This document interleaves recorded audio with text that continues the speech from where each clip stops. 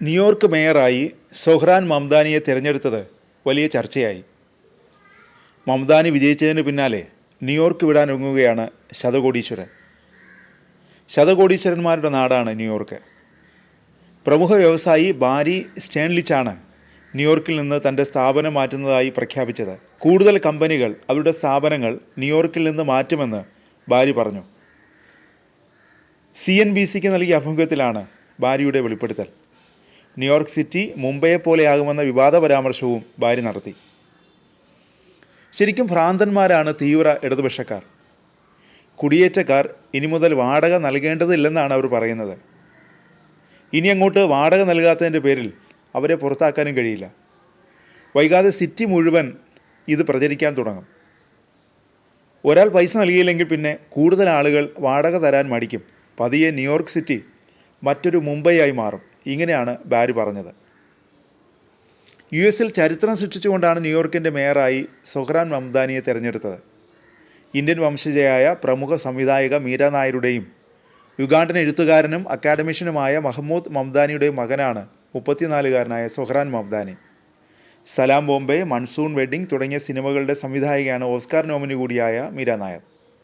ഉഗാണ്ടയുടെ തലസ്ഥാനമായ കമ്പാലയിലാണ് സൊഹ്റാൻ ജനിച്ചതും കുട്ടിക്കാലം ചെലവഴിച്ചതും.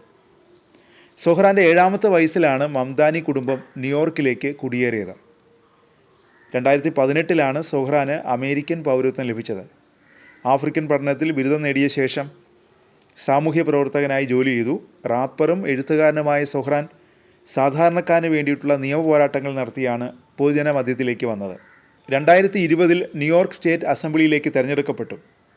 ന്യൂയോർക്ക് സ്റ്റേറ്റ് അസംബ്ലിയിലെ ആദ്യത്തെ ഏഷ്യൻ ഉഗാണ്ടൻ വംശജനായ പ്രതിനിധിയാണ് സൊഹ്റാൻ. അസംബ്ലിയുടെ ചരിത്രത്തിലെ 3ാമത്തെ മുസ്ലിം പ്രതിനിധിയുമാണ്.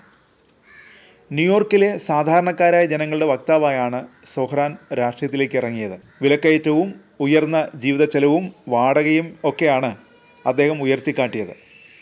നഗരത്തിലെ ഏറ്റവും വലിയ പണക്കാരായ 1% അനുകൂലമായാണ് നിയമങ്ങളെല്ലാം രൂപീകരിക്കുന്നതെന്നും അതിന് മാറ്റമുണ്ടാകണമെന്നും സൊഹ്റാൻ ആവശ്യപ്പെട്ടു. വൻകിട സമ്പന്നർക്ക് ഉയർന്ന നികുതി ഏർപ്പെടുത്തണമെന്ന വാദവും സൊഹ്റാൻ ഉയർത്തി.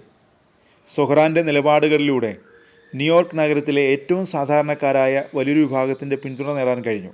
തൊഴിലാളികൾക്കിടയിലും കുടിയേറ്റ ജനവിഭാഗങ്ങൾക്കിടയിലും വലിയ സ്വാധീനം നേടാൻ സൊഹ്റാന് കഴിഞ്ഞു.